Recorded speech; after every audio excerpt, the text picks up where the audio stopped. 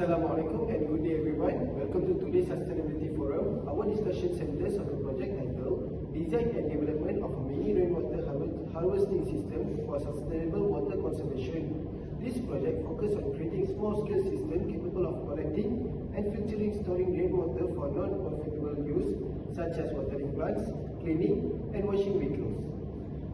The purpose of this project is to address the issue of water scarcity, high dependence on treated water, and the common wastage of rainwater through runoff. Many existing rainwater harvesting systems are large, expensive, and not suitable for homes or educational purposes. Therefore, this project aims to a design of low-cost, simple yet very sustainable project that can raise awareness and promote sustainability water practices. Today, we have 4 panels with us, with the different chapters of project. Let us begin with panel 1, Ryan. Next will be panel 2, Daniel. Third will be Shafiq. And fourth will be Rifki. So let's start with the panel 1, Ryan.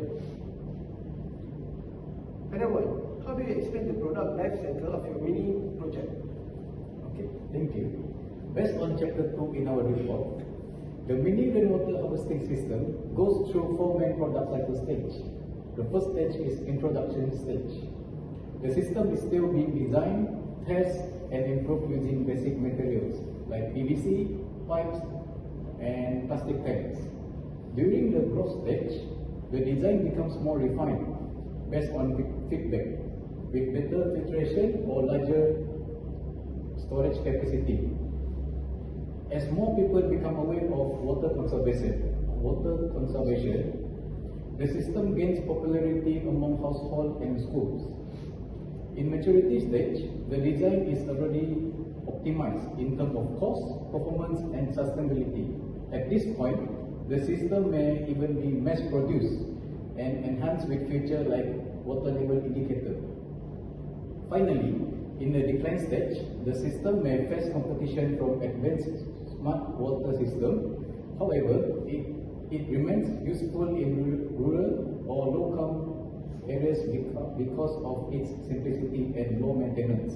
At the end of its life, materials like PVC and plastic can be recycled to reduce waste. Thank you, Brian. Thank you, panel 1. Could you describe on how the project fits into the 3 pillars of sustainability? Of course, the system reduces the use of treated water and prevents stormwater runoff, which can cause flooding. It is also affordable, use locally available materials, and reduce water bills in the long term. Socially, the system increased awareness about water conservation and serves as an educational tool to teach the communities and students about sustainable behavior. So, this system supports all 3 sustainability pillars effectively. That's all from me. Thank you, panel 1. Now, panel 2. Please explain on how the values are integrated and prioritized during this project. Alright. In chapter 3, we identify key values that guide our design: environmental, sustainability, cost efficiency, safety, practicality, and educational impact. Environmental sustainability was the highest value because the system's main purpose is to conserve water and reduce waste. The system captures and filters rainwater, supporting the SDG 6 on clean water and sanitation.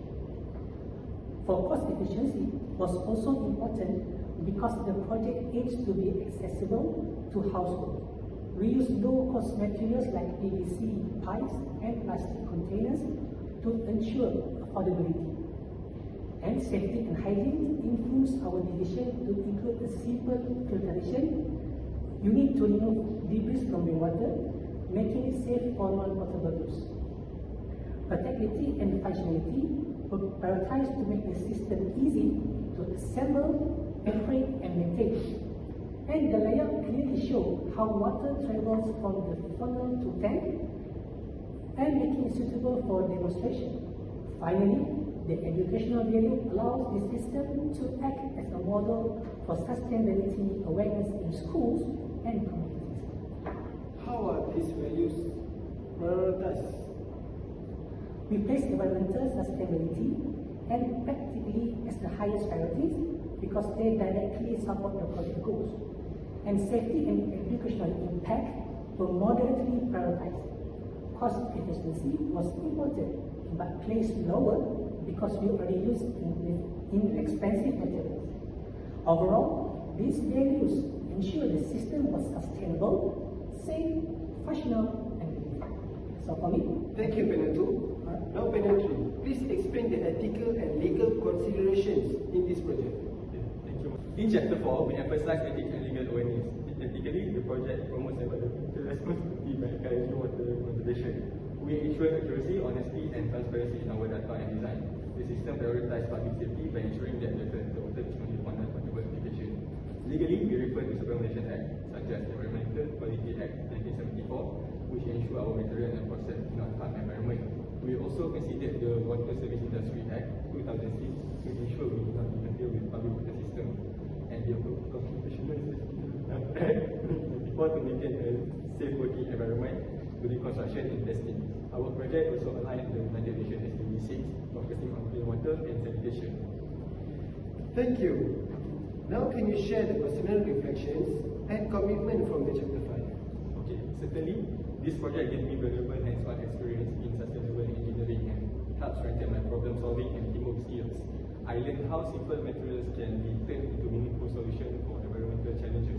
The challenges we face taught us patience, creativity, and adaptability. On a personal level, I am committed to practicing sustainability in my daily life, such as reducing water wastage and promoting rainwater harvesting to others. I also aim to continue learning about green engineering solutions and raising awareness among my peers and community. This project has inspired me to become a more responsible and environmentally conscious engineering student. Thank you, Panel 3. Now, Panel 4. Please explain the community and environmental impact based on Chapter 6. Okay. Chapter 6 highlights how the project benefits both the community and the environment. For the community, the system raises awareness about water conservation and shows that rainwater can be reused for simple tasks. It encourages households to adopt sustainable behavior, and teaches students about environmental responsibility. The project also strengthens teamwork and collaboration, showing how collective efforts can create positive change.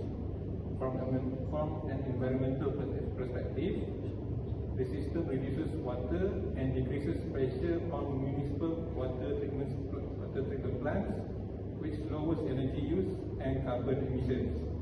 Since the materials used are recyclable, the project supports waste reduction. It also aligns with SDG 6, emphasizing responsible water management.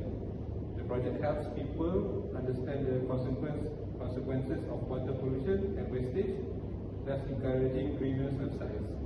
Thank you, Panel 4, and thank you for all of our panels for the insightful discussion. In conclusion, this project successfully demonstrates how sustainable engineering can address a real-world water issue. The mini rainwater harvesting system is a practical, low-cost solution that promotes water conservation, reduces environmental impact, and supports community education. Throughout the project, we incorporate sustainability values, ethical considerations, and legal awareness, while also developing teamwork, responsibility, and personal commitment. We hope our forum here inspire everyone to take part in the sustainability practices in their household and their daily life. Thank you for joining us.